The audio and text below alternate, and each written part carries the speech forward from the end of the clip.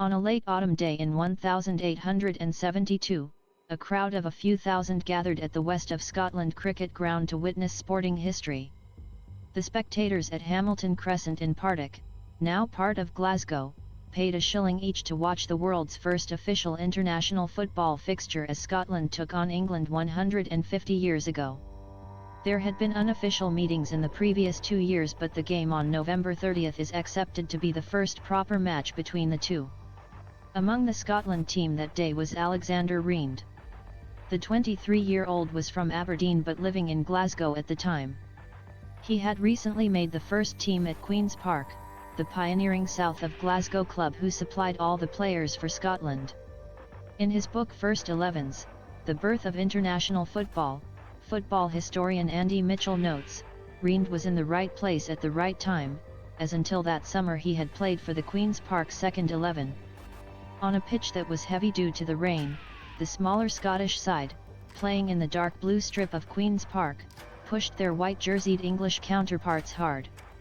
Reporting on the game, the London Morning Advertiser said, soon after commencing, the Scotchmen, headed by Weir, Rhind, and Kerr, sent the ball forward into the English territory, the whole team working well together, and the warfare was carried on in the English lines. A perhaps slightly more biased Glasgow Evening News suggested that Rhind, who with McKinnon and R. Smith playing well together, brought the tears to Southern eyes. In 1872 the league championships in Scotland and England were more than a decade away from being formed, and the first FA Cup tournament had just completed in England, with the Scottish competition about to start the following year.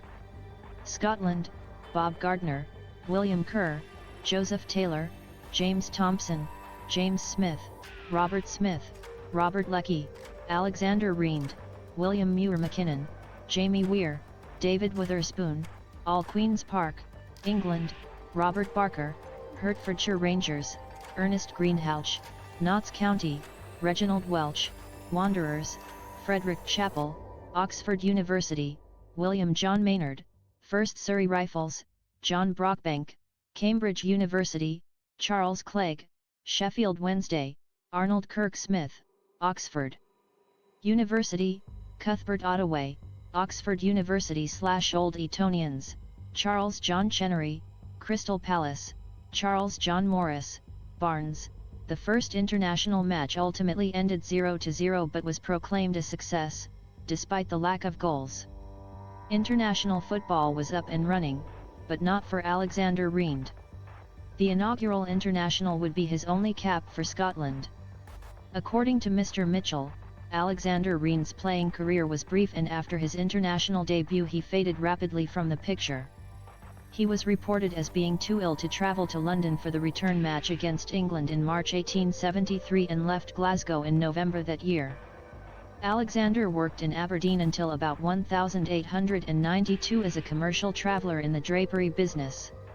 He would later settle in Inverness and was reported by the Inverness Courier in 1912 to be very well known in the north.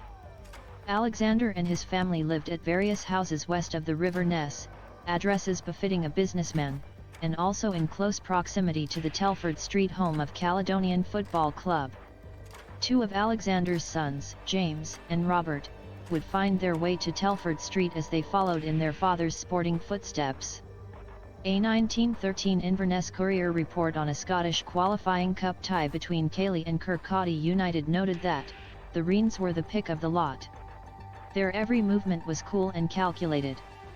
Robert would eventually emulate his father in representing Queen's Park, where it was said he had much of Alexander's respected traits. Jimmy was good enough to catch the attention of Spurs and their Scottish manager Peter McWilliam, while also attracting an offer from Aberdeen. The family influence on Inverness football would continue down the 20th century, with Jimmy eventually taking on the role of Cayley's secretary and a son-in-law serving as club president. But the footballing legacy of Alexander and the other pioneers of 1872 stretches way beyond Inverness. Alexander died in 1923 and is buried at Inverness Tom Naurich Cemetery. Campaigners like football historian Ian Campbell-Whittle are now calling for the contribution of Alexander, and all the other Scots who played in the game, to be commemorated. A simple plaque would be good, he said. He believes this is the perfect time to mark the legacy of the first internationalists, 150 years since the game in Partick and with the World Cup taking place in Qatar. The first football international took place 20 months after the first international rugby match between the two countries.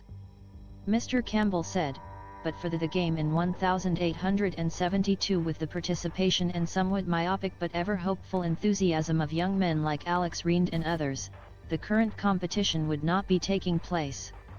It would probably be a rugby cup instead. The 1872 game and the immediate creation of the Scottish Cup rapidly created in Scotland an importantly working-class passion for football far beyond that in middle-class England. He said this passion became a contagion and in the heads and feet of migrant, working Scots, was carried round the globe and implanted, making it the world game.